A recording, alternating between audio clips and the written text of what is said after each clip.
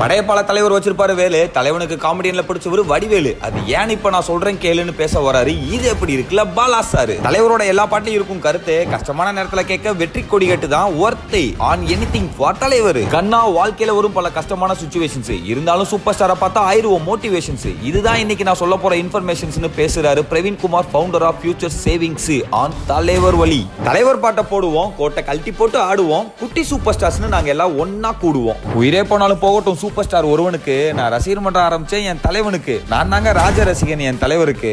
Super star போட்டாரு படையப்பா படத்துல white and white ஜிப்பா, நாங்களாம் என் தலைவரை பத்தி பேசுறது தப்பா அப்படின்னு காஸ்டியூமை பத்தி பேச போற இந்த செக்மெண்ட் தான் தலைவர் தர்பார்ப்பா. தலைவரோட படத்துக்கு first day first show ticket வாங்கினேன், அவர் கூட நடிக்க சான்ஸ் கிடைக்காதான்னு ஏங்குனேன். நானும் ஃபேன் தான் பேச போறாரு நம்ம சேத்தன் அண்ணன். 50 நாளைக்கும் பண்றோம், இதுதான் எங்க கோலு. இதான் அன்புள்ள தலைவருக்கு episode 7. Title sponsor Aswathi nighties, presented by Anuj styles மற்றும் Sairam group of institutions, co-presented by சௌபாக்யா wet grinder, Sallani jewellery mart மற்றும் NGA 550D TMT bars, powered by SS Genius international nursery and primary school, Sembakkam, Chennai.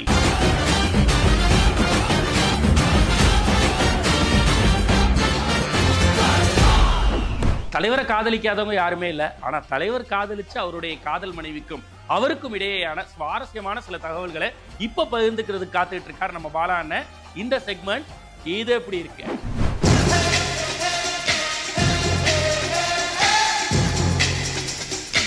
Black sheep அன்புள்ள தலைவருக்கு இது எப்படி இருக்கோட 7வது நாள். தகவல் நம்பர் 61. லதா ரஜினிகாந்த் தில்லுமுள்ளு ஷூட்டிங்கில் ரஜினிகாந்தை மீட் பண்ணி அப்புறம் அவங்களுக்கு ஒரு காதல் மலர்ந்து கல்யாணத்தை நோக்கி போகுது. அந்த கல்யாணம் நடக்கிறதுக்கு யார் உதவி பண்ணா அதை பற்றி பேசுகிறேன்னு சொல்லியிருந்தேன். ரொம்ப சுவாரஸ்யமான செய்திங்க அது. 2 பேருக்கும் காதல் மலர்ந்துச்சு, கல்யாணத்தை நோக்கி நகரணும். ஆனால் 2 பேர் வீட்லேயுமே அதுக்கு ஒத்துக்கலை.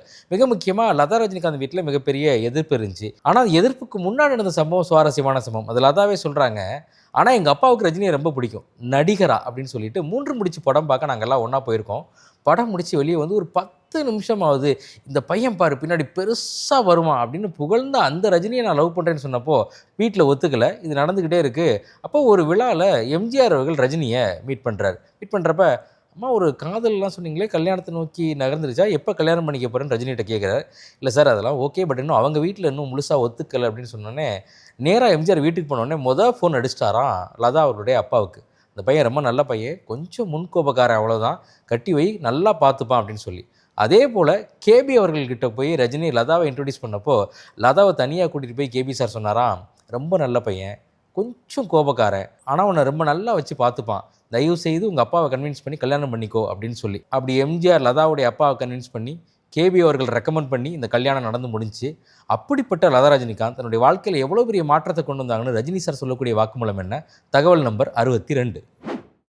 தகவல் நம்பர் 62. லதா ரஜினிகாந்துக்குமான காதல் மலர்ந்து கல்யாணத்துக்கு போகும்போது எம்ஜிஆர் அவர்கள் அவங்க அப்பாட்ட பேசி என்ன சொன்னார், கேபி லதா கிட்ட என்ன சொன்னார், அப்புறம் அந்த கல்யாணம் எப்படி நடந்துச்சுலாம் நம்ம பேசணும்ல. அப்படிப்பட்ட கல்யாணத்துக்கு அப்புறம் லதா ரஜினிகாந்த் தன்னுடைய வாழ்க்கையில் எவ்வளோ பெரிய மாற்றத்தை கொண்டு வந்தான்னு ரஜினி ஒரு முறை ஒரு மேடையில் ஒரு வாக்குமூலம் கொடுத்தாருங்க.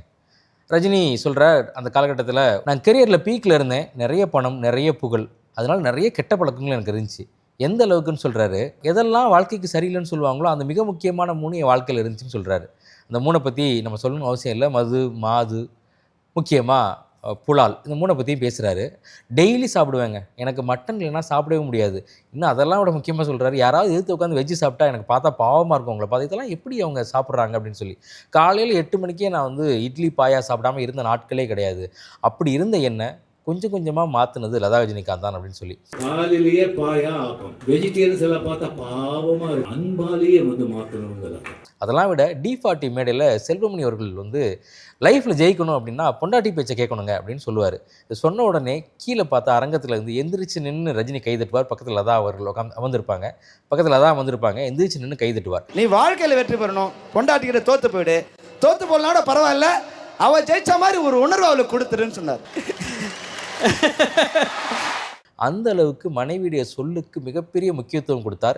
இதெல்லாம் விட முக்கியமாக சொல்லணும்னா ஒரு காலகட்டங்களில் புகழுடைய பீக்கில் இருந்தப்போ அவரால் அதை ஹேண்டில் பண்ண முடியாமல் ஒரு டிப்ரெஷனில் இருந்த காலகட்டங்களில் அதிலிருந்து அவரை மீட்டு கொண்டு வந்து இன்றைக்கி நம்ம பார்க்கக்கூடிய மிகச்சிறந்த நடிகர், மிகச்சிறந்த கலைஞர், மிகச்சிறந்த மனிதன் சொல்லக்கூடிய ரஜினியை உருவாக்கி கொடுத்ததில் லதா அவர்களுக்கு மிக முக்கியமான பங்கு உண்டு. அப்படிப்பட்ட லதா ஒரு சினிமா பாட்டில் நான் உன்னை கடைசி வரைக்கும் கைவிட மாட்டேன் அப்படின்னு பாட்டுக்குள்ளேயே பதிவு பண்ணாங்க. அந்த பாட்டை எழுதினது வைரமுத்து. அது என்ன படம், அது லதா பாடின பாட்டு என்ன பாட்டு தெரிஞ்சுக்க தகவல் நம்பர் 63.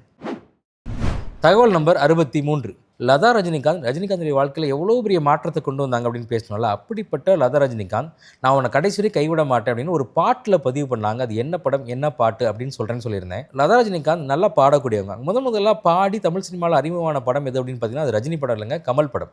டிக் டிக் டிக் அந்த படத்தில் தான் முதல்ல பாடுறாங்க. அதுக்கப்புறம் ரஜினி படத்தில் அவங்க பாடின பாட்டு அப்படின்னா அன்புள்ள ரஜினிகாந்தில் வரக்கூடிய கடவுள் உள்ளமே கருணை இல்லமே அப்படிங்கிற பாட்டு. அதுக்கப்புறம் அவங்க வள்ளி திரைப்படத்தில் 2 பாட்டு படிப்பாங்க. அதுவும் ரஜினி அவர்கள் திரைக்கதை எழுதின திரைப்படம், அவர் நடித்த திரைப்படம், அவருடைய தயாரிப்பில் வந்து திரைப்படம். அதில் பார்த்தீங்கன்னா டிங்கு டாங்குறப்பப்போன்னு ஒரு பாட்டு இருக்கும். அந்த பாட்டு அவங்க பாடினதான். குக்கு குக்குன்னு ஒரு பாட்டு இருக்குது, அதுவும் அவங்க பாடின பாட்டு தான். நான் சொன்ன இந்த பாட்டு நான் உன்னை கடைசி கைவிட மாட்டேன் அப்படின்னு சொன்ன பாட்டு என்ன பாட்டு அப்படின்னு பார்த்தீங்கன்னா கோச்சடையான் திரைப்படத்தில் ரஜினியுடைய மகளான சௌந்தர்யா இயக்குன அந்த அனிமேஷன் திரைப்படத்தில் ஒரு பாட்டு வரும். காதல் கனவா உந்தன் கரம் விட மாட்டேன் சத்தியம் இது சத்தியமே அப்படின்னு ஒரு பாட்டு. அதில் உள்ள ஒரு லைன் இருக்கும் வைரமுத்து அவர்கள் அழகான வரி. இதில் ரஜினிக்காக பாடின பாட்டு. கணவன் என்ற சொல்லின் அர்த்தம் கண் அவன் என்பேன், உனது கண்ணை எனது கண்ணில் பார்த்திட செய்வேன் வைரமுத்து எழுதியிருப்பார். அந்த பாட்டை அவங்க பாடும்பொழுது உண்மையிலேயே காதலோடு தன்னுடைய ரஜினிகாந்துக்காக மனசில் நினச்சி பாடியிருப்பாங்க. பின்னாடி ஒரு முறை தந்தி டிவியோட இன்டர்வியூவில் இன்னைக்கு பிரபலமாக இருக்கக்கூடிய ஆங்கர் ஹரிஹரன் இந்த கேள்வியை கேட்டு உங்கள் காதல் கணவனுக்காக அந்த வரியை பாட முடியுமா அப்படின்னு கேட்டப்போ கொஞ்சமாக வெக்கப்பட்டு இந்த லைனை பாடுவாங்க. காதல் கனவா உன்னை கைவிட மாட்டேன். அந்த அளவுக்கான அன்பும் காதலும் நிறைந்த வாழ்க்கை தான் லதா ரஜினிகாந்துடைய வாழ்க்கை. ரஜினி சொல்லுவார், இவ்வளோ பெரிய பீக்கில் இருக்கேன்னா, இவ்வளோ பெரிய இடத்துல இருக்கேன்னா அதற்கு என்னுடைய வீடு நிம்மதியான இடமா இருந்துச்சுன்னு சொல்லி அப்படிப்பட்ட நிம்மதியான அவருடைய இல்லத்தை உருவாக்கி கொடுத்ததில் லதா ரஜினிகாந்துக்கு மிக முக்கியமான பங்கு இருக்கு. லதா ரஜினிகாந்த் என்னுடைய கணவனை நினைச்சு பாடின அந்த அழகான காதல் பாட்டு அமைஞ்ச கோச்சடையான் படம் எப்படி ஆரம்பிச்சு, அதுதான் சுவாரஸ்யமான 64வது தகவல். தகவல் நம்பர் 64. முத்து படைப்பான மெகா ஹிட் கொடுத்த K.S. ரவிக்குமார் அவர்கள் அதுக்கடுத்து ரஜினி வச்சு படம் பண்ணலான்னு சொல்லி ராணா அப்படின்னு டைட்டில் வச்சு அதுக்கான டிஸ்கஷன் போயிட்டுருக்கு. அந்த டிஸ்கஷன் போயிட்டு இருந்த நேரத்தில் அவருக்கு உடல்நிலை சரியில்லை. அது அப்புறம் மறுபடியும் உடல்நிலை முடிச்சு சரியாகி வரப்போ அந்த படத்தை தொடங்க முடியுமா அப்படிங்கிற கேள்வி ஒன்று இருக்கு. ஏன்னா அந்தளவுக்கு ரஜினியால் நடிக்க முடியுமா அப்படின்னு சொல்லி சரி ஓகே இந்த மிடில் நம்ம ஒரு மோஷன் பிக்சர் பண்ணிடலாம்னு சொல்லி சௌந்தர்யா ஒரு ஐடியா எடுத்துகிட்டு வராங்க. அந்த ஐடியாவில் ராணா அப்படிங்கிற அந்த கேரக்டரோட சேர்த்து சேனான்னு இன்னொரு கேரக்டர் கொண்டு வந்து ராணா சேனா கோச்சடையான் அப்படிங்கிற படம் வந்து உருவாகுதுங்க. தமிழ் சினிமாவுடைய முதல் மோஷன் பிக்சர் படம்னா அது கோச்சடையான் திரைப்படம் தான். அந்த திரைப்படத்தில் வந்து ஒரு சுவாரஸ்யமான சம்பவம். அந்த படத்துடைய இணை இயக்குனர் வந்து ரமேஷ் கண்ணா சொல்கிறாரு, ஷூட்டிங்லாம் போயிட்டாங்க, க்ரீன் மேட்டில் தான் பெருசாக ஷூட்டிங் நடக்கும். அந்த படத்தில் ஹீரோயின் யாருன்னா தீபிகா படுகோன், உங்கள் எல்லாருக்கும் தெரியும். தலைவர் ஷூட்டிங் ஸ்பாட்டுக்கு வந்துட்டு அவங்க கூட நடித்து முடிச்சுட்டு வெளியே வந்து ரமேஷ் கண்ணாட்ட சொன்னாரா, நான் தான் ஃபஸ்ட்டு முதலாக கோலிவுட்லேருந்து தீபிகா படுகோன் கூட பண்ணக்கூடிய ஆக்டர் அப்படின்னு சொன்னோன்னே ரமேஷ் கண்ணா சொன்னாரா, அதெல்லாம் இல்லை சார், நீங்கள் வர்றதுக்கு முன்னாடி ஒரு சீன் நடிச்சிட்டோம், அந்த சீனில் நான் தான் நடித்தேன், அதை முதல்ல தீபிகாவோட நடித்த ஆக்டர் நீங்கள் இல்லை நான் தான் அப்படின்னு சொல்லி அந்தளவுக்கு உங்கள் 2 பேருக்கும் ஜாலியான நிறைய உரையாடல்கள் இருக்குமா. அப்படிப்பட்ட ரமேஷ் கண்ணா முத்து படத்தில் ரஜினிக்கு எழுதின டைலாக் மிகப்பெரிய பரபரப்பாக மாறிச்சு. என்ன டைலாக் அப்படின்னு பார்த்தீங்கன்னா, அப்போ ரஜினி அரசியலுக்கு வருவாரா வரமாட்டாரான்னு பெரிய கேள்விக்குறி இருந்தப்போ நான் எப்போ வருவேன் எப்படி வருவேன்னு தெரியாது, ஆனால் வர வேண்டிய நேரத்தில் கரெக்டாக வருவேன்னு ரமேஷ் கண்ணா அதை எழுத அது ரஜினி பேச அது அரசியலுக்காக சொல்லப்பட்ட டைலாக் அப்போ ரொம்ப பரபரப்பாக பேசப்பட்டுச்சு. நான் எப்போ வருவேன் எப்படி வருவேன்னு யாருக்கும் தெரியாது, ஆனா வர வேண்டிய நேரத்துல கரெக்டா வருவேன். அதே மாதிரி டைலாக கோச்சடையானையும் எழுத ரமேஷ் கண்ணா ட்ரை பண்ணப்போ ரஜினி சொல்லிட்டாராம், தம்பி இந்த வேலையெல்லாம் வேணாம், நீ ஏற்கனவே எழுதின ஒரு டைலாக்கே நான் இன்னைக்கு போய் சொல்லிட்டு இருக்கேன், என்ன இந்த வேலையெல்லாம் இழுக்காதீங்க, அதனால தயவு செய்து அரசியல் கலந்து இந்த டைலாக் எழுத வேணாம்னு சொல்லிட்டாராம். அப்படிப்பட்ட ரமேஷ் கண்ணாவும் ரஜினியும் முதலாக என்ன திரைப்படம் எது தெரியுமா? முத்து திரைப்படம்.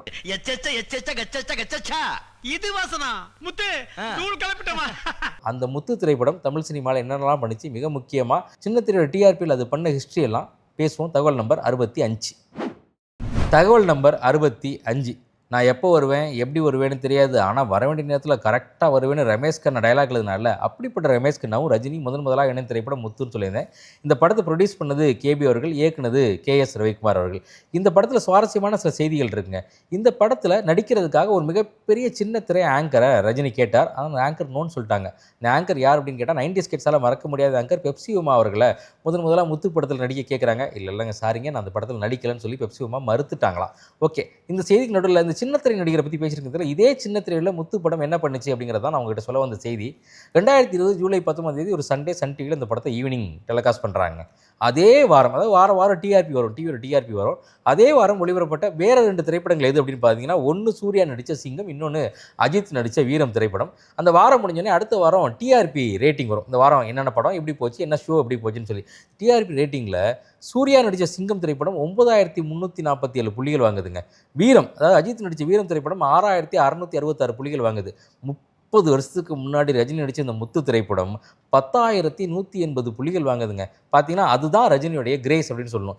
இன்றைக்கும் ரஜினியோட படம் டிவியில் போட்டால் அன்னைக்கு என்ன புது படம்னாலும் போட்டுக்கோங்க, ஆனால் ரஜினி படத்துக்கு இருக்க ஈக்குவல் டிஆர்பி வேறு எந்த படத்துக்கும் கிடைக்கவே கிடைக்காது. அப்படி அன்னைக்கும் இன்னைக்கு சின்ன திரையிலையும் அந்த படம் மிகப்பெரிய வெற்றி அடைஞ்சது காரணம் ரஜினி அப்படின்னு சொன்னாலும், ரஜினியோட முதலாக அந்த திரைப்படத்தில் இணைந்த வடிவேலுக்கும் அதில் சின்ன முக்கியமான ஒரு பங்கு இருக்குது. அப்படி ரஜினியும் வடிவேலும் முதல் இணைந்து நடித்த திரைப்படம் எது? ரஜினிக்கும் வடிவேலுக்குமான கனெக்ஷனாக ரஜினி வடிவேலை பற்றி என்ன சொல்லியிருக்கார்? தகவல் நம்பர் 66. இது எப்படி இருக்கு? இந்த செக்மெண்டோட அடுத்த 5 தகவல்கள் கொண்ட full episode Black Sheep Valley OTT-ல அவைலபிளா இருக்கு. அத பார்க்க இப்பவே Black Sheep Valley OTT-ய டவுன்லோட் பண்ணுங்க. நீங்க பேசுறது இருக்கட்டும் சார், நான் பேசுறது கேளுங்க அப்படின்னு சொல்ற தலைவரோட ஃபேன்ஸ் எல்லாம் பேசுறதெல்லாம் நம்ம இப்ப கேட்க போறோம். இது எனிதிங் ஃபார் தலைவர்.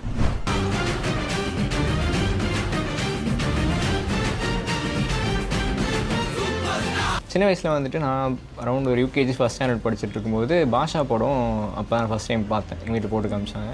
ஸோ அதில் இருந்து ஒரு 2 வருஷத்துக்கு, ஆமாம் அப்ராக்சிமேட்டாக 2 வருஷத்துக்கு வந்து பார்த்திங்கன்னா யார் ஸ்கூலில் என் பேர் கேட்டாலும், ஸ்கூல் வேனில் யார் என் பேர் கேட்டாலும் பாஷா, மாணிக் பாஷான்ட்டு அதே ஸ்டைலில் தான் சொல்லி காமிப்பேன். அவருக்குள்ளே ஈவன் கமல் மாதிரி ஒரு ஆக்டர் இருப்பாங்க. ரொம்ப ஸ்பெசிஃபிக்காக சொல்லணுன்னா ஒரு சில படங்கள்லாம் அந்த ஆக்டிங் கேப்பபிலிட்டி யூஸ் பண்ண மாதிரி இருக்கும். லைக் ஜானி அப்புறம் முள்ளுமல்லும். ஜானி படத்தில் எஸ்பெஷலி அந்த 2 ரஜினி கேரக்டருக்கும் ஒரு வேரியன்ஸ் காமிச்சிருப்பார். அந்த ஒரு ஸ்க்ரீன் ப்ரெசன்ஸு, அந்த ஒரு கரிஸ்மா வந்துட்டு லைக் மற்ற ஆக்டர்ஸ்க்கு இருந்தாலுமே லைக் இவர் வந்துட்டு அதோடைய பின்னக்கில் இருப்பார். லைக் ரஜினி படம்னா அது எங்கள் வீட்டிலே ஒரு குட்டி திருவிழா மாதிரி தான் இருக்கும். Elevates everybody around him, right? Automatically when you elevate everybody, you also get elevated, right? அதுதான் நான் லேர்ன் பண்ணியிருக்கேன் அவர்கிட்ட இருந்து. So you need to be humble and support your team and elevate them so that they feel the importance, right? That's very very important. இப்போல்லாம் வந்து நம்ம energy low ஆகுது, ஒரு மோட்டிவேஷன் வேணும் அப்படின்னு யோசிக்கும் போது வெற்றி கொடிக்கட்ட சாங் பார்ப்பேன். அந்த சாங் பார்க்கும்போது ஆட்டோமேட்டிக்காக நம்ம எனர்ஜி பூஸ்ட் ஆகிடும். அடுத்து என்ன வேலை பார்க்கணும் அப்படின்னு போயிடும். நம்ம என்ன ப்ராப்ளம் இருந்தாலும் அதை அடுத்து தள்ளிட்டு நம்மளோட கோல் என்னன்னு போகிற அளவுக்கு அந்த சாங் அந்த இம்பாக்டை கிரியேட் பண்ணியிருக்கு. அந்த ஹுக்குமில் நடந்து வர சீன்லாம் பார்த்தீங்கன்னா எனக்கு வந்து அப்படியே கூஸ் பம்ப்ஸ் ஆயிரும். தலைவர் அப்படின்னாலே என்னோட லைஃப்பில் அவர் வந்து ஒரு அங்கமாக இருக்கார். ஏன்னா நான் அவரை பார்த்து நிறையா ஃபாலோ பண்ணுறேன் அப்படிங்கிற பட்சத்தில். ஸோ அவர் வந்து ஆல்ரெடி என் லைஃப்குள்ளே வந்துட்டார். எங்கள் தாத்தா வந்து ரஜினி படத்தை பார்த்துருக்காரு, எங்கள் அப்பா ரஜினி படத்தை பார்த்துருக்காரு. இப்போ நானும் ரஜினி படத்தை பார்த்து ரஜினியோட ஃபேனாக இருக்கேன். எனக்கு கம்ஸ் டு ரஜினி அப்படின்னு வந்தாலும் எங்களுக்கு வந்து மொத்தமாக பிடிக்கும் அவர். அவ்வளோதான். எதுக்கு எப்படி என்ன அவர் ரஜினினாலே பிடிக்குங்க எங்களுக்கு. எனிதிங் ஃபார் தலைவரில் என்னோட வீடியோ வரணும் அப்படின்னு நினைக்கக்கூடிய ஒரு ரசிகர் நீங்களா இருந்தா ஃபோன் எடுங்க, உடனே ஒரு வீடியோ ரெக்கார்ட் பண்ணுங்க. ஸ்க்ரீனில் தெரியக்கூடிய இந்த வாட்ஸ்அப் நம்பருக்கு ஹை குவாலிட்டி வீடியோவாக தட்டி விடுங்க.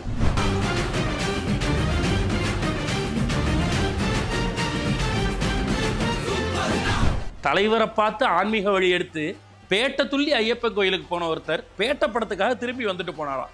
கேட்கவே சுவாரஸ்யமா இருக்குல்ல? எஸ், தலைவர் வழியில இன்னைக்கு ஒரு பிசினஸ் ஆண்டர்பிரினர் நம்ம கூட ஒரு அற்புதமான கதையை ஷேர் பண்ணிக்க போறாரு.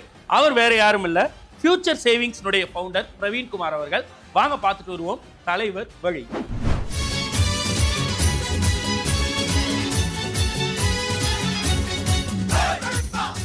ரொம்ப சந்தோஷமாக இருக்குது. இன்றைக்கி தலைவரை பற்றி என்னுடைய ரொம்ப பிடிச்ச ஒரு ஹீரோ, மை ரோல் மாடல், அவரை பற்றி பேசுகிறதுக்கு எனக்கு இன்றைக்கி ஒரு நல்ல ஒரு வாய்ப்பு கிடைச்சிது. நான் வந்து தலைவர் வந்து என்னோடய ரியல் இன்ஸ்பிரேஷனான தலைவர். எப்பவுமே என்னோட தலைவரோட ஃபஸ்ட்டு இப்போ முத்து படத்துலேருந்து கன்சிஸ்டண்ட்டாக வந்து ரெகுலராக ஃபஸ்ட்டு ஷோ நான் பார்த்துட்ருக்கேன். நான் முத்து படம் வந்தப்போ நான் வந்து ஒரு 8th ஸ்டாண்டர்ட் படிச்சுக்கிட்டு இருந்தேன். அதுலேருந்து இன்னை வரைக்கும் ஸ்டில் கூலி வரைக்கும் பார்த்தீங்கன்னாக்க ஃபஸ்ட்டு டே ஃபஸ்ட்டு ஷோ பார்க்காம இருந்ததே கிடையாது. ஆக்சுவலி இது என்னமோ அது ஒரு எங்கே இருந்தாலும் சரி, என்ன ஊரில் இருந்தாலும் சரி பார்த்துருக்கேன். ஆக்சுவலி இது லாஸ்ட்டாக ஒரு வாட்டி போயிருந்தீங்கன்னா சபரிமலை போயிருந்தேன். நான் ஒரு பேட்டா ரிலீஸ் பண்ண பேட்டா முடிவு சொல்ல ஏதோ சம் கன்ஃபியூஷன் ஓடி இருந்தது. ரிலீசிங் டேட் கன்ஃபியூஷன் போயிட்டு இருந்தது. என்னடா மிஸ் பண்ணிடுவோமேன்னு பார்த்துட்டு இருந்தேன். அந்த டயத்தில் வந்து ஒன் டே வந்து திடீர்னு ட்ரிவாண்டத்துலேருந்து ஃப்ளைட் பிடிச்சி ஏர்லி மார்னிங் வந்து படம் பார்க்குறதுக்கு உண்மையிலே ஒரு நல்ல ஒரு அந்த மாதிரி ஒரு எனக்கு ஹார்ட் கோர் வெறி தலைவர் ரொம்ப பிடிக்கும் எனக்கு. ஆக்சுவலி இது தலைவர் வழியில பிரவீன்குமார் தலைவரை பத்தி பகிர்ந்துகிட்ட விஷயங்களை முழு வீடியோவா பார்க்க இப்பவே Black Sheep Valley OTT-ய டவுன்லோட் பண்ணுங்க. தலைவரை ஒரு நடிகராகவும் மனிதராகவும் நமக்கு பிடிச்சு போறது ஒன்றும் பெரிய ஆச்சரியம் இல்லைங்க. ஆனா காலகாலமா குழந்தைங்களுக்கு எப்படி பிடிச்சு போகுது? இது ஒரு $1 பில்லியன் கேள்வி. இந்த கேள்விக்கு பதில் சொல்ல ட்ரை பண்ற செக்மெண்ட் தான் குட்டி சூப்பர் ஸ்டார்.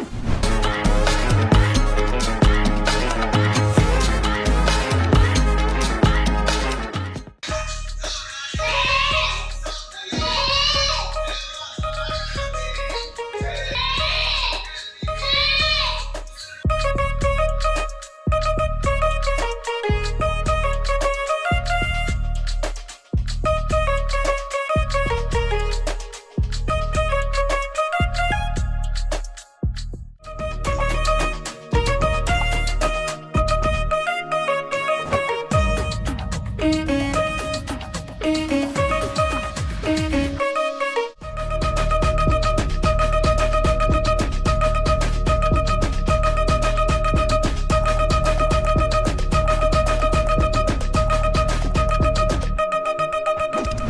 சூப்பர் ஸ்டார்ஸ்ல உங்க வீட்டு குட்டீஸ்னுடைய வீடியோவும் வரணும் அப்படின்னு நீங்க ஆசைப்பட்டீங்கன்னா உடனே போன் எடுங்க, வீடியோ பண்ணுங்க. இந்த வாட்ஸ்அப் நம்பருக்கு வீடியோவை ஹை குவாலிட்டியில தட்டி விடுங்க.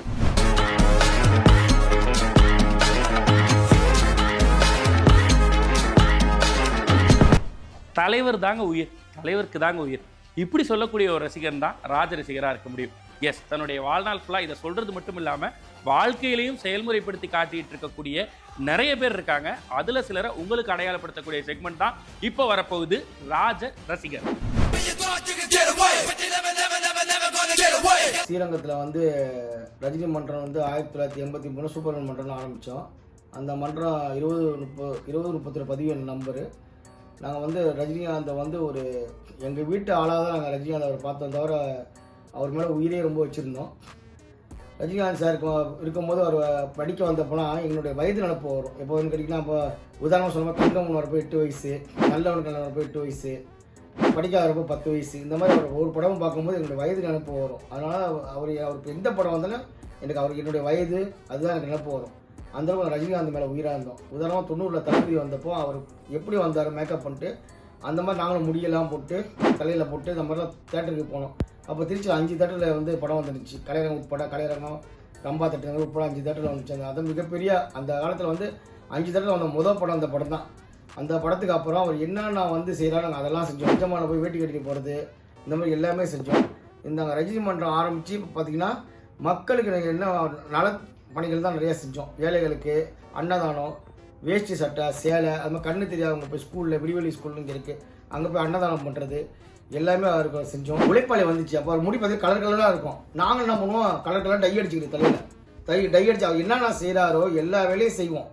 அதே மாதிரி தான் எங்களுக்கும் முடிவு, அவருக்கு எப்படி கொண்டு போச்சு அதே மாதிரி தான் எங்களுக்கும் கொண்டு போச்சு. ஏன்னா அந்த தலைவர் என்ன செய்கிறாரோ அதெல்லாம் செய்வோம். அது மாதிரி அவர் மாதிரி வேட்டி கட்டுறது, அவர் மாதிரி ட்ரெஸ்ஸு பண்ணுறது, அவர் மாதிரி கிளாஸ் வாங்குறது. கலையரங்கம் தட்ட பணக்காரன் படம் பார்த்துட்டு வரப்போ அந்த டிங் டாங் டாங் பாட்டு ஒரு கழுத்தில் மணி மாதிரி போட்டிருப்பாரு. அது தியேட்டர் வாசல் விற்றாங்க. அப்போது 160 ரூபா அந்த அதையும் வாங்கி கழுத்தில் போட்டோம். அப்புறம் கிளாஸ் போட்டிருப்பாரு, இந்த கோல்டு கலரில் கருப்பு கலர் கிளாஸ், கோல்டு கலர் மாதிரி வரும் டிங் டாங் டாங் பாட்டில். அந்த கரண்டி 80 ரூபாய்க்கு அவங்க தேட்டர் வாசல்லையே. கொஞ்சம் போட வேண்டும் சோதனை. அவர் என்னென்ன பண்ணுறாரோ அத்தனையே பண்ணுவோம். அண்ணாமலை படம் வந்தப்போ படம் மிகப்பெரிய வெற்றி. அண்ணாமலை வந்து இந்த மேரிஸ் 71 தேட்டர் கட்டின ஆரம்ப காலத்துலேருந்து அண்ணாமலை ஒன்றி தான் 100 நாளைக்கு மேலே ஓடின படம். வேறு எந்த படமும் 100 நாள் கிடையாது. அப்போ என்ன பார்த்தீங்கன்னா 125 ஷோ ஃபுல்லுன்னு போஸ்ட் அடிச்சிட்டோம். ஆனால் 125 ஷோ ஃபுல்லாக ஆகல. ஏன்னா 124 ஷோ இருக்கும்போது தேட்டரோட ஓனர் ராமசாமியோட இறந்துட்டார். இறந்து போகும் 3 நாள் தேட்டர் லீவு. தேட்டர் லீவுங்கிறப்போ 120 ஷோ வந்து படத்தை வந்து போஸ்ட் அடிச்சிட்டுமே அது பொய்யா இருக்கக்கூடாது. ஏன்னா இப்போ நான் ஒரு கடை வச்சுருன்னு வச்சுங்களேன், ஒரு 2 நாள் ஒரு நாள் லீவ் விட்டா கூட மறுநாள் வந்துடுவாங்க. தொடர்ந்து 4 நாள் லீவ் விட்டா சரி இன்றைக்கி கடை இருக்காது அப்படின்னு நினச்சிட்டு வர மாட்டாங்க. அதே மாதிரி தான் சினிமா தேட்டரும் 4 நாள் தொடர்ந்து லீவ் விடவுமே யாரும் கும்பலே வரல நாங்கள் போய் தேட்டர் வாசல் போய் நின்றுக்கிட்டு இருக்கோம். தேட்டர் வாசலில் நிற்கிறப்போ அப்போ ரஜினிக்கு இணையாக இருந்த ரசிகர்கள், மற்ற ரசிகர்கள் இருக்காங்க, அவங்களும் நிற்கிறாங்க. இந்த ஷோ ஃபுல்லாகாதா, இவன் போஸ்ட் அடித்து ஒட்டிட்டாங்க ரஜினி ரசிகர்கள் அப்படி எதிர்பார்ட்டிலாம் நிற்கிறாங்க. நாங்கள் என்ன பண்ணோம், தேட்டருக்கு போகிறவங்க காலில் விழுந்து அண்ணாமலை படத்துக்கு போங்க, அண்ணாமலை போங்க காலில் விழுந்து எல்லாத்தையும் தேட்டருக்கு உள்ள அமிச்சு அந்த தேட்டர் படத்தை மிகப்பெரிய வெற்றி அடைய வச்சு அந்த படத்தை. ராஜ ரசிகர் முரளி தலைவரை பத்தி பகிர்ந்துகிட்ட விஷயங்களை முழு வீடியோவா பார்க்க இப்பவே பிளாக் ஷீப் வேலி OTT-யை டவுன்லோட் பண்ணுங்க. தலைவரோட காஸ்டியூம்ஸ் பத்தி பேசணும்னா இந்த ஷூ இல்லைங்க, காஸ்டியூமுக்கு முன்னாடி தலைவரோட ஷூவை பற்றியே பேசணும்னு சொல்கிறாங்க. ஸோ இந்த காஸ்டியூம் ஷூஸ் இதெல்லாம் தலைவர் நிறைய விஷயங்கள் பண்ணியிருக்காரு. அதெல்லாம் பேசி தீர்க்க போகிற செக்மெண்ட் தான் இன்னைக்கு வரப்போகிற தலைவர் தர்பார்.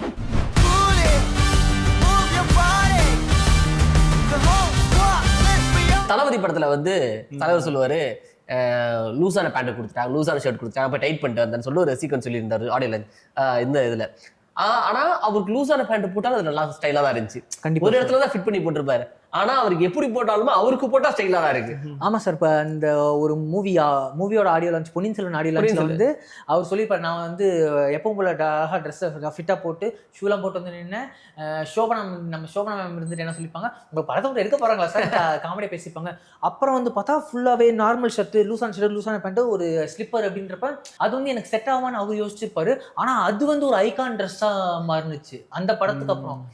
அதுக்கப்புறம் அந்த மாதிரி ட்ரெஸ் போடுறப்ப நமக்குள்ள ஒரு ஃபீல். சேம் அந்த லூஸ் பேண்ட்டு லூஸ் ஷர்ட்டு அதே போட்டு செருப்பு போட்டு தான் நான் வந்து அந்த படத்தில் நான் பண்ணேன். அது போட்டுட்டு ரக்கமா கையை தட்டு அதில் இடுப்பில் கை இருக்கிட்டு சக்கு சக்கு சக்கு சக்கு அது அவ்வளோ ஸ்டைலாக இருக்கும். அவருக்கு செமையா இருக்கும் அந்த இதெல்லாம். கட்டி போட ஒரு சூரன் ஏது. அதே மாதிரி இந்த ஜிப்பா வந்து படையப்பால அந்த ஜிப்பா எனக்கு ரொம்ப பிடிக்கும் சார். அந்த ஒயிட் அண்ட் ஒயிட் ஜிப்பா பிளஸ் அந்த ஷால், அந்த இது அந்த அண்ணாமலையிலேயே போட்டிருப்பார்ல, அதுவே அது சூப்பரா இருக்கும். படையப்பா பிடிக்கும்னு சொன்னீங்களே, எனக்கு எந்த படத்தை ரொம்ப ரொம்ப பிடிக்கும்னா அருணாச்சல படத்துல இவர் வந்து சென்னைக்கு வந்துடுவாரு. சிங்கம் என்று கூறப்பட்டதே, அதுல ஒயிட் அண்ட் ஒயிட் ஜிப்பால வந்து கரண்டி போட்டு சும்மா நடந்து வருவாரு பாருங்க, அப்படி இருக்கும் பவர் பேக்கா. அந்த பாட்டுக்கும் அதுக்கும் பாட்டோட ஸ்பீடுக்கும் அவர் நடக்கிற ஸ்பீடுக்கும் செம்மையா இருக்கும். சிங்கம் ஒன்று கூறப்பட்டதே, அதுக்கு நல்ல காலம். படையப்பா படத்துல காஸ்டியூமே பேசும் சார். அப்படி தொங்க விட்டுருப்பாங்க, அது காஸ்டியூம் வச்சே எடுப்பார் சார். அந்த ஷாலை தூக்கி அந்த மேல போட்டு அந்த ஊஞ்சல் இறக்குவார் பாருங்க, அவ்வளவு சூப்பரா இருக்கும். அவருக்கு அமைதி அது மாதிரி கண்டிப்பா. ஏன்னா கேஎஸ் விக்ரமன் சார் வந்து ஒரு பேட்டியில் சொல்லிப்பாரு, நான் எடுக்க வேண்டிய சீன் என்னன்னா ஒரு சேர் இருக்கும், அதை வந்து ஒரு ரமேகிருஷ்ணன் மேம் சேர் போட்டுருவாங்க, ஆனா இவருக்கு இல்லைன்றப்ப அங்க ஒரு சேர் அப்படி ஷால் போட்டு இழுக்கிற மாதிரி தான் யோசிப்போம். ஆனா அந்த வீட்டில் வந்து சேர் இருக்காது, ஊஞ்சல் இருக்குன்னொடனே நாங்க ஊஞ்சல் எடுக்கலாம் யதார்த்தமா எடுத்த ஒரு சீன் வந்து இப்போ வரைக்கும் ஒரு ஐகானிக் சீனா இன்ன வரைக்குமே தமிழ் சினிமால இருக்கு. அதுக்கப்புறம் மத்து போட்டு அப்படி இழுத்தா வந்துச்சு, அப்ப ஸ்பாட்ல ஃபிக்ஸ் பண்ண டைனமிக் சீன். அவரோட ஐடியாஸ் நிறைய இருக்கு, இன்புட்ஸ் இருக்கும். கண்டிப்பா டேரக்டரோட நல்லா கேட்டீங்க, அவருக்கு அந்த சீனை சேஞ்ச் பண்ண சொல்ல மாட்டாரு. அந்த சீன்ல இதை நான் பண்ணிக்கவா, இதை நான் பண்ணணும்மா, இது பண்ண நல்லா இருக்கும் அப்படின்னு இன்புட் கொடுப்பாரு. அதுதான் தலைவர் வந்து ஒரு ப்ராப்பர் டைரக்டர் ஹீரோ. நீங்க டைரக்டர் சார் சொல்லுங்க, நான் அதை பண்றேன், அதை இப்படி பண்ணா நல்லா இருக்கும், பண்ணலாமா அப்படின்னு அது பெர்மிஷன் கேட்பாரு. அதுதான் தலைவர். ஆமா படத்துல இது படையப்பா படத்துல கூட சும்மா வெறும் டவல் போட்டு வேல் வச்சுட்டு அப்படியே முருகர் மாதிரியே இருப்பாரு. தலைவர் தர்பார்ல தலைவருடைய காஸ்டியூம்ஸ் பத்தி பேசின முழு வீடியோவை பார்க்க இப்பவே Black Sheep Valley OTT-யை டவுன்லோட் பண்ணுங்க. தலைவரை பார்த்து வளர்ந்த ஒரு நடிகர். அவர் கூட ஸ்கிரீன் ஸ்பேஸ் ஷேர் பண்ண முடியல, ஆனா அவரோட டைட்டிலை ஷேர் பண்ணி அவர் டைட்டில் நடிக்கிறப்பெல்லாம் பெரிய அளவில் வெளியில பேசப்பட்டு இருக்கார். அவரை பற்றியும் அவருக்கும் தலைவருக்குமான இந்த நெருக்கத்தை பற்றியும் நம்ம கூட பகிர்ந்துக்கூடிய இந்த செக்மெண்ட் தான் நானும் ஃபேன் தான்.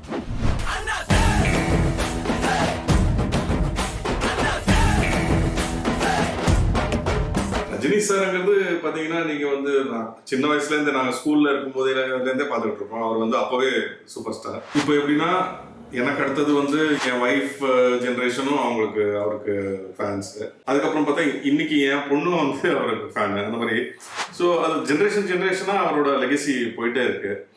ஸோ கண்டிப்பாக வந்து அவரை சந்திக்கணும், அவர் கூட பேசணும், அவர் கூட படம் பண்ணணும் அப்படிங்கிற ஒரு ட்ரீம் இன்னும் ஃபுல்ஃபில் ஆகலை. ஒய்ஃப் நினச்சிட்டாங்க, எனக்கு இன்னும் ஃபுல்ஃபில் ஆகலை. அது கூடிய சீக்கிரம் நடக்க போகுதுன்னு நினைக்கிறேன். பையன் உங்களை மாதிரியே இருக்கான், பார்க்குறீங்களா? இப்போ வந்து பார்த்தீங்கன்னா ஒரு அமிதாப் பச்சன் எடுத்துக்கிட்டிங்கன்னா அவரும் சூப்பர் ஸ்டாராக இருந்தவர் தான். அதுக்கப்புறம் பார்த்தீங்கன்னா இப்போது அவர் ஏஜுக்கு ரிலேட்டடாக வந்து படங்கள் பண்ணுறாரு. அதே மாதிரி கேரக்டர்ஸ்லையும் வந்து மாஸ் எல்லாம் இல்லாமல் கேரக்டர் வெறும் பர்ஃபார்மன்ஸ் ஓரியன்ட் கேரக்டர்ஸ் மட்டும் தான் பண்ணுறாரு. ஆனால் ரஜினி சார் இருக்கிற ப்ரொஃபைலில் அவரால் இப்போ அந்த ரிஸ்க் எடுக்க முடியாது. ஏன்னா லாட் மோர் அட் ஸ்டேக் இல்லையா? ஸோ அந்த பொருளாதாரம், அந்த இன்வெஸ்ட்மெண்ட் எல்லாமே பெருசாக ஆயிடுறதுனால அந்த மாதிரி ரிஸ்க் அவர் எடுக்க முடியாது. இப்போது 50 வருஷம் வந்து நீங்கள் இண்டஸ்ட்ரியில் இருக்கீங்க அப்படிங்கிறது பெரிய மேட்டர் கிடையாது, நிறைய பேர் இருப்பாங்க. ஆனால் 50 வருஷமாக நீங்கள் ரெலவெண்ட்டாக இருக்கீங்க, இன்னும் அந்த டாப்பில் தான் இருக்கீங்கிறது வந்து ரொம்ப பெரிய விஷயம். இந்த வயசுலேயும் அவர் இன்னும் அந்த டாப்லேயே இருக்காரு. சின்ன பசங்களுக்கெல்லாம் வந்து அவ்வளோ பெரிய டஃப் கொடுக்குறாரு அப்படிங்கிறது வந்து ஒரு ரொம்ப அசாதாரணமான விஷயம். எனக்கு அவரோட ஹம்பிள்னஸ் அண்ட் சிம்பிளிசிட்டி ரொம்ப பிடிக்குங்க. நான் கேள்விப்பட்டிருக்கேன். நான் இன்ஃபேக்ட் அவரை நேராக சந்திச்சதில்லை, ஆனால் நிறைய பேர் என் ஒய்ஃப் வந்து இன்ட்ராக்ட் பண்ணியிருக்காங்க நடிக்கும்போது. அதே மாதிரி ஃப்ரெண்ட்ஸ் நடித்தவங்க எல்லாம் சொல்கிறாங்க. அவரோட வேர்ல்ட் டூர் போன என்னோட சிங்கர் மியூசிஷியன் ஃப்ரெண்ட்ஸ்லாம் இருக்காங்க. அவங்கெல்லாம் சொல்கிறத வச்சு பார்த்தீங்கன்னா அவரோட சிம்பிளிசிட்டி அண்ட் ஹம்பிள்னஸ் இது ரெண்டும் எனக்கு ரொம்ப இன்ஸ்பைரிங். முள்ளும் மரம்லேருந்து எடுத்துக்கிட்டு பரட்டை 14 வயதுல இப்போது நம்ம சந்திரமுகிலேருந்து பாஷா நிறைய படம். அவர் கமர்ஷியலாகவும் சரி, கொஞ்சம் வந்து ரொம்ப கமர்ஷியல் இல்லாமல் வயா மீடியாவா பிரிட்ஜ் சினிமான்னு சொல்லுவாங்க, அந்த மாதிரி படங்களும் சரி அவரோட பெர்ஃபார்மன்ஸ் எப்பவுமே நல்லா இருக்கும். நடிகர் சேத்தன் தலைவரை பத்தி பகிர்ந்துகிட்ட விஷயங்களை முழு வீடியோவா பார்க்க இப்பவே பிளாக்ஷிப் வேலி OTT-யை டவுன்லோட் பண்ணுங்க. வாரத்துல 7 நாள் தலைவரை பத்தி பேசுற இந்த பயணத்துல இந்த வாரத்துடைய முடிவுக்கு வந்திருக்கோம். வாரமா மாசமா வருஷமா பேசுற அளவு அவர் அப்படி ஒரு சாதனை பயணத்தை மேற்கொண்டிருக்காரு. ஸோ விட்டுருவோமா? இன்னும் 43 நாட்கள் பேசுறதுக்காக காத்துட்டு இருக்கோம். மீண்டும் உங்க எல்லாரையும் நாளைக்கு வந்து சந்திக்கும் வரை உங்களிடமிருந்து விடைபெறுவது RJ விக்னேஷ் மற்றும் என்டையர் பிளாக் ஷீப் குழு. இது அஸ்வதி நைட்டிஸ் வழங்கும் பிளாக் ஷீப் அன்புள்ள தலைவருக்கு. Title sponsor Aswathi nighties, presented by Anuj styles மற்றும் Sairam group of institutions. Co-presented by Saubhagya Vet Grinder மற்றும் Challani Jewelry Mart. Powered by SS Genius International Nursery and Primary School, Sembakam, Chennai.